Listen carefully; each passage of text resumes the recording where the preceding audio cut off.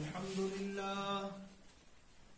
لله وكفى وسلام على عباده الذين اصطفى أما بعد فأعوذ بالله من الشيطان الرجيم بسم الله الرحمن الرحيم الحمد لله رب العالمين الرحمن الرحيم مالك يوم الدين صدق الله مولانا العظيم. انتہائی واجب الاحترام بزرگوں، بھائیوں، عزیز ساتھیوں، اللہ رب العزت کا بڑا کرم احسان فضل ہوا کہ رب کائنات نے ہم سب کو ایمان والا بنایا اور محمد عربی صلی اللہ علیہ وسلم کی امت میں پیدا فرمایا، اور قرآن کریم مجھے اور آپ کو پڑھنے کے لیے اور دستور زندگی، دستور حیات بنانے کے لیے اللہ نے مجھے اور آپ کو عطا فرمایا. اس کائنات میں جتنی بھی تعریفیں ہوں گی وہ سب اللہ کی ہوں گی. بظاہر اگر کوئی کسی انسان کی تعریف کرے گا یا کسی پہاڑ کی تعریف کرے گا یا کسی ہرے بھرے خوبصورت جنگل کی کوئی تعریف کرے گا یا اونچے پہاڑ کی بلندی کی تعریف کرے گا، کل ملا کر گویا کہ وہ اللہ ہی کی تعریف ہو رہی ہے. کیونکہ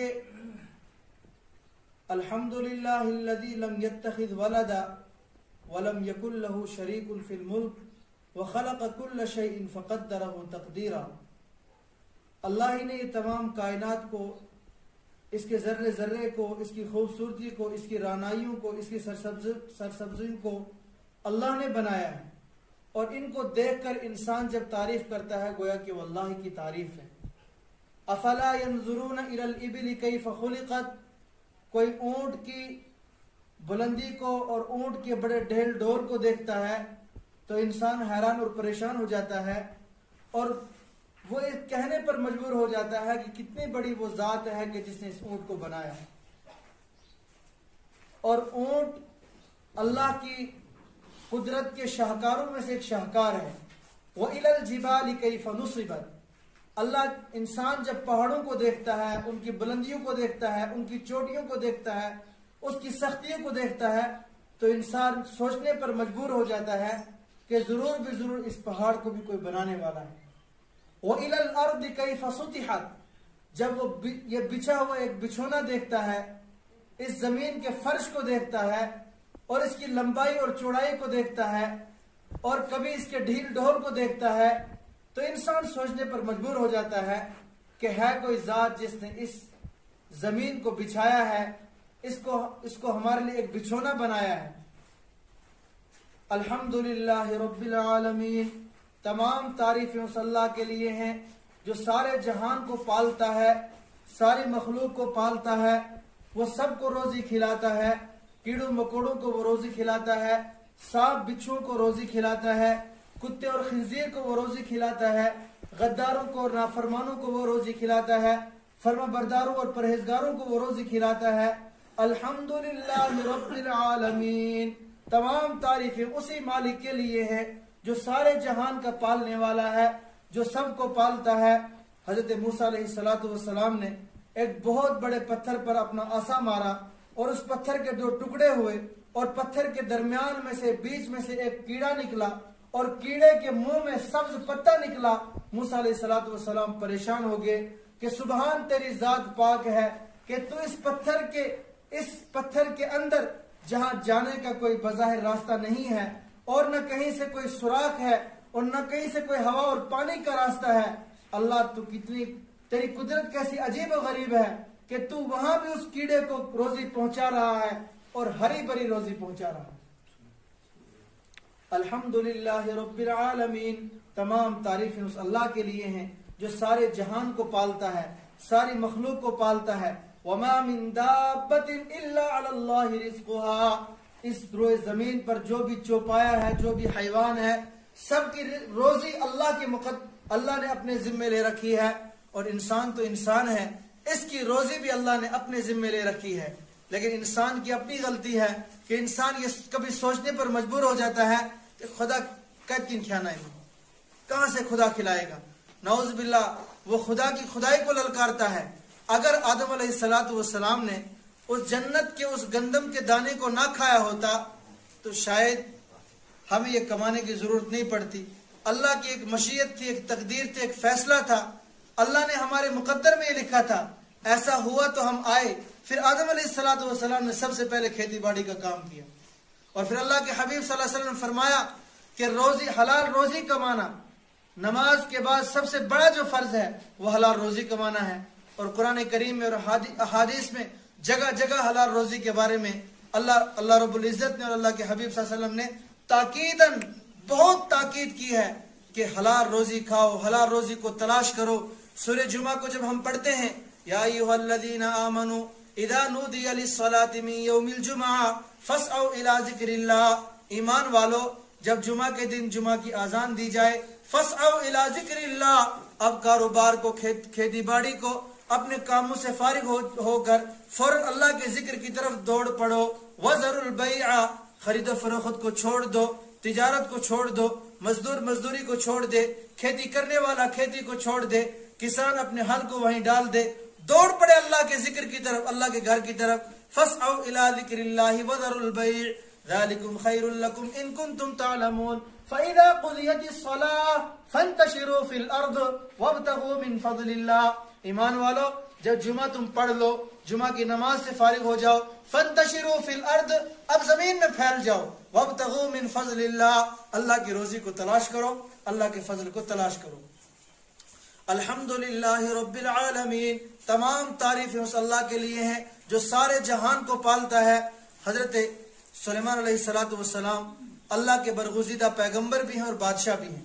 حضرت سلیمان علیہ السلام نے اللہ سے دعا کی رب ہب لی ملکا لا ینبغی لأحد من بعدی، اے میرے پروردگار، میرے پالنے والے، میرے مالک اور خالق، مجھے ایسی بادشاہت عطا فرما لا ینبغی لأحد من بعدی، کہ میرے بعد ویسی بادشاہت کسی اور کو نہ ملے۔ علمنا منطق الطیر، اللہ نے حضرت سلیمان علیہ السلام کی دعا کو قبول کیا اور اللہ نے ان کو پرندوں کی بولی سمجھا دی۔ بتاؤ دنیا کا بڑا سے بڑا بادشاہ، سپر پاور جو ملک ہے اس کا بادشاہ، کیا وہ پرندوں کی بولی کو سمجھتا ہے؟ علمنا منطق الطیر، اللہ نے سلیمان علیہ السلام کو پرندوں کی بولی کو سمجھا دیا، سارے جانوروں کی بولی ان کو سکھا دی۔ اور کیا وَسَخَّرْنَا لَهُ الرِّيحَ تَجْرِي بِأَمْرِهِ رُخَاءً حَيْثُ أَصَابَ، اللہ نے سلیمان علیہ السلام کو ایک ایسا تخت عطا فرمایا کہ وہ تخت ہواؤں میں اڑتا تھا، نہ اس کو پائلٹ کی ضرورت، نہ اس میں پیٹرول ڈالنے کی ضرورت، نہ اس کو انجن کی ضرورت۔ سلیمان علیہ السلام کا حکم ہوتا، فوراً ہوائیں ان کے تابع تھی، وہ تخت ہواؤں میں اڑ کر دوسرے ملک سیکنڈ اور منٹوں کے اندر پہنچ جاتا۔ اتنا ہی نہیں، اللہ نے سارے جنات کو بھی سلیمان علیہ السلام کا تابع بنا دیا تھا، سارے جنات ان کے انڈر ہو چکے تھے۔ حضرت سلیمان علیہ السلام نے جب قبلہ اول کی تعمیر ہوئی، معلوم ہے قبلہ اول کہاں ہے؟ جی، قبلہ اول مسجد اقصی، جس کو ہم بیت المقدس بھی کہتے ہیں۔ قرآن کریم میں اس کا تذکرہ آیا ہے، سبحان الذی اسری بعبدہ لیلا من المسجد الحرام الی المسجد الاقصی الذی بارکنا حولہ لنریہ من آیاتنا۔ ہم قبلہ اول کیوں کہتے ہیں؟ اس لیے کہ نبی رحمت صلی اللہ علیہ وسلم نے 16 مہینے 10 دن اپنی امت کو بیت المقدس کی طرف نماز پڑھائی ہے، 16 مہینے 10 دن۔ اور آج بھی مدینے کے اندر وہ مسجد موجود ہے کہ جس مسجد کے اندر اللہ کے حبیب صلی اللہ علیہ وسلم نے اپنے امتیوں کو، اپنے صحابہ کو اس بیت المقدس کی طرف نماز پڑھائی تھی، اور وہاں دوسرا قبلہ بھی موجود ہے۔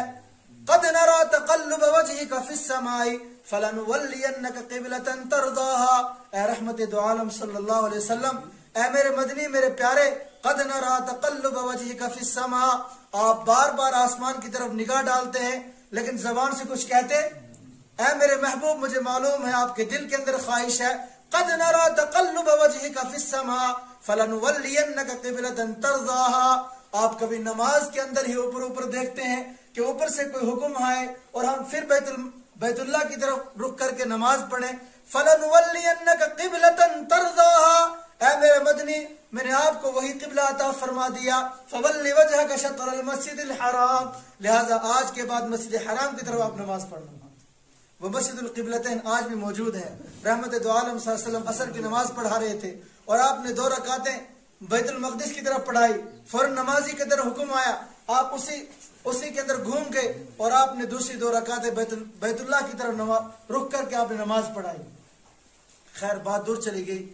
تو میں عرض کر رہا تھا, جب اس بیت المقدس کی تعمیر ہوئی, حضرت سلیمان علیہ السلام کو حکم ہوا کہ اے میرے پیغمبر, میرے بادشاہ, آپ نے اس گھر کی تعمیر کرنی ہے. حضرت سلیمان علیہ السلام انسان تو تھے, انسان ان کے تابع بادشاہ تھے, لیکن سارے جنات بھی ان کے انڈر تھے, سارے جنات ان کے تابع تھے. آپ نے سارے جنات کو بلایا کہ اللہ کے گھر کو تعمیر کرنا ہے, رات دن ایک کرو کہ خدا کا گھر جلدی تعمیر ہو جائے. چنانچہ حضرت سلیمان علیہ السلام اسی بیت المقدس کے براندے میں یا اس کی زمین میں کہیں ٹیک لگا کر اپنی لاٹھی کے سہارے کھڑے ہیں اور ان کی نگرانی کر رہے ہیں. اللہ کی مرضی ہے, اللہ بے نیاز ہے اور اس کے گھر بھی بے نیاز ہے. سارے جنات رات دن کام کر رہے ہیں اور بیت المقدس کو تعمیر کر رہے ہیں. بیت المقدس کی تعمیر مکمل ہو چکی ہے, لیکن اس سے پہلے حضرت سلیمان علیہ السلام اللہ کو پیارے ہو چکے ہیں.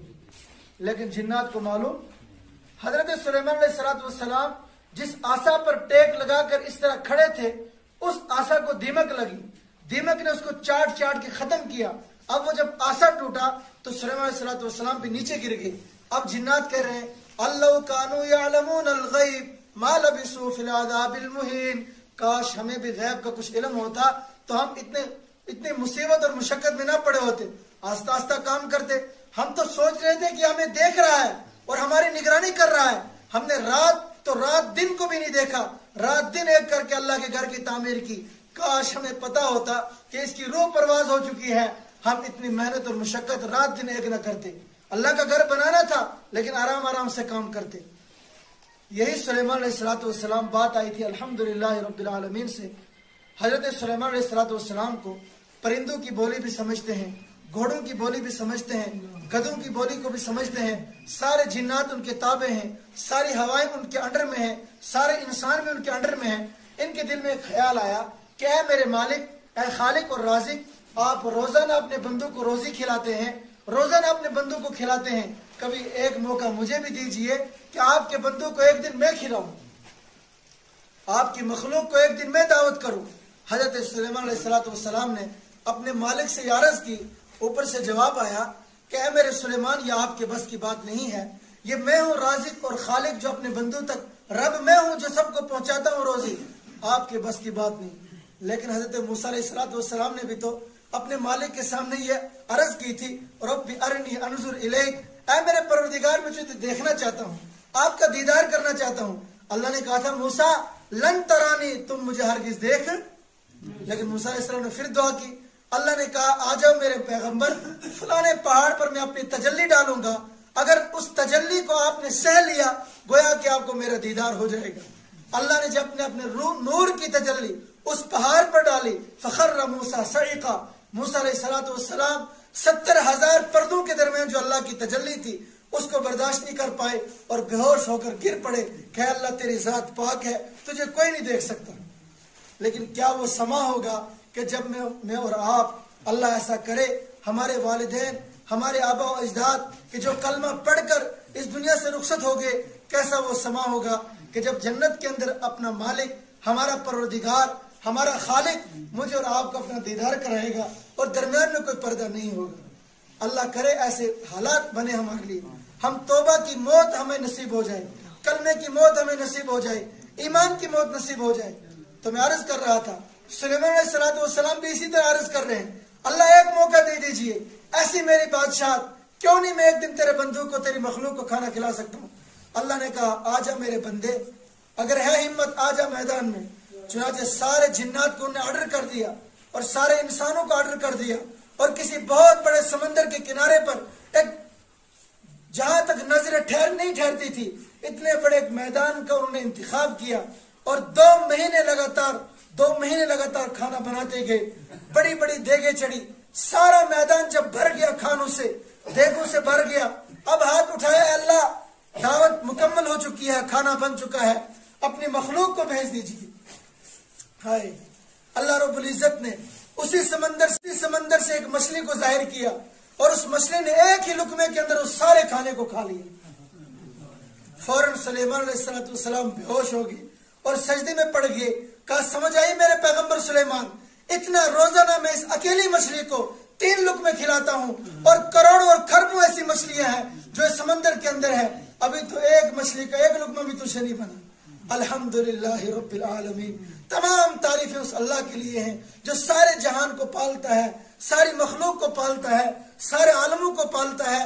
وہ اپنوں کو بھی کھلاتا ہے، وہ غداروں کو بھی کھلاتا ہے، وفاداروں کو بھی کھلاتا ہے، وہ بے کرتوتوں کو بھی کھلاتا ہے، وہ کرتوت والوں کو بھی کھلاتا ہے، وہ جو گھر میں سوئے پڑے ہیں ان کو بھی کھلاتا ہے، اور جو لگاتار دن میں اپنے کھیت مشقت میں ہیں ان کو بھی کھلاتا ہے. الرحمن الرحیم. وہ ذات کتنا بہت ہی زیادہ مہربان ہے اور نہایت رحم کرنے والا ہے. اب 2 جملے ہیں، ایک رحمان ہے ایک رحیم ہے. ایک لاتے دونوں کا مطلب ایک ہے. رحمان کا مطلب کہ جو دنیا میں اپنوں پر بھی رحم کرے گا اور دنیا میں غداروں پر بھی رحم کرے گا، کافروں پر بھی رحم کرے گا، مشرکوں پر بھی رحم کرے گا، یہود و نصارہ پر بھی رحم کرے گا. الرحیم فی الآخرہ. آخرت میں صرف اپنے بندوں پر رحم کرے گا، ان پر دوسروں پر کوئی رحم. مالک یوم الدین. وہ روز جزا کا مالک ہے، قیامت کے دن کا مالک ہے. اس دن کوئی اس کے سامنے کوئی پر نہیں مار پائے گا. آدم علیہ السلام بھی فرمائیں گے یا ربی نفسی نفسی، اے میرے اللہ میری جان چھوٹ جائے میں کسی کا سوال نہیں کرتا. نوح علیہ السلام بھی فرمائیں گے اللہ میری جان چھوٹ جائے میں کسی کا سوال نہیں کرتا. ابراہیم خلیل بھی کہیں گے یا ربی نفسی نفسی، اللہ میری جان چھوٹ جائے میں کسی کا سوال نہیں کرتا.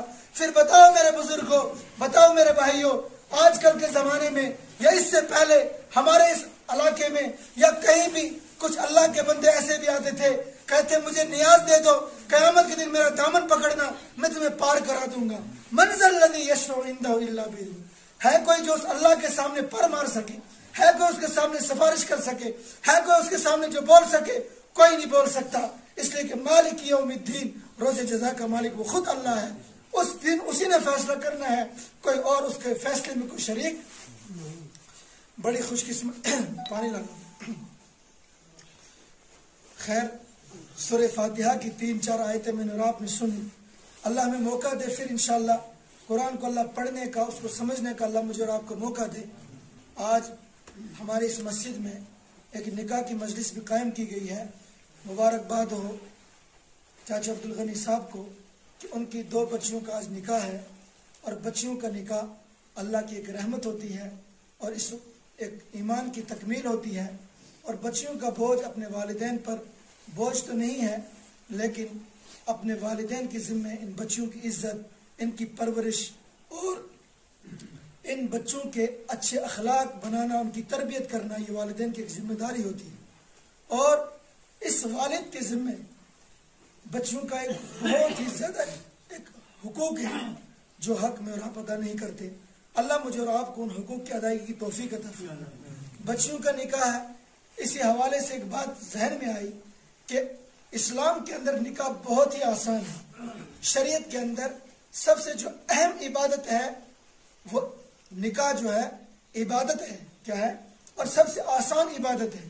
نکاح کے لیے کچھ زیادہ کرنے کی ضرورت، ایک ایجاب اور قبول. ایجاب اور قبول ایک فرض تو یہ آ گیا. دوسرا فرض ہے 2 گواہوں کا ہونا. یہ نکاح کے 2 فرض ہے، نکاح کے 2. اور وجوب اس کا مہر ہونا، مہر بھی ہونا چاہیے، واجب ہے. ہم نے نکاح کو ایک بہت مشکل بنا دیا ہے، اس لیے بچیاں گھروں میں 30 35 سال تک پڑی رہتی ہیں. اللہ حفاظت فرمائے ہماری. ایک صحابی ہیں، ان کے گھر میں رات کو بچے بالغ ہوئی اور صبح وہ حضور اکرم صلی اللہ علیہ وسلم کی مجلس میں پہنچے. اللہ کے حبیب صلی اللہ علیہ وسلم سے فرمائے یا رسول اللہ، رات کو میری بیٹی بالغ ہوئی ہے اور صبح آپ کی مجلس میں آئے تاکہ اس کا نکاح ہو جائے. اللہ کے حبیب نے اسے منہ پھیر لیا، کہا کہ جو پوری رات گزری ہے اس کا حساب کون دے گا؟ میں اور آپ کس خوش فہمی میں پڑے ہوئے ہیں. اللہ ہم سب کی حفاظت فرمائے. اس کے بعد بچی کا جو نکاح ہے، بچے کے والدین پر پہلے سے ایک بہت بڑا ایک بوجھ ہے کہ اس کے والد نے اس کو زندگی پر اس کی پرورش کی، اس کو پالا پوسا بڑا کیا، اور آج اس کے گھر کو چھوڑ کر یہ بچی جا رہی ہے.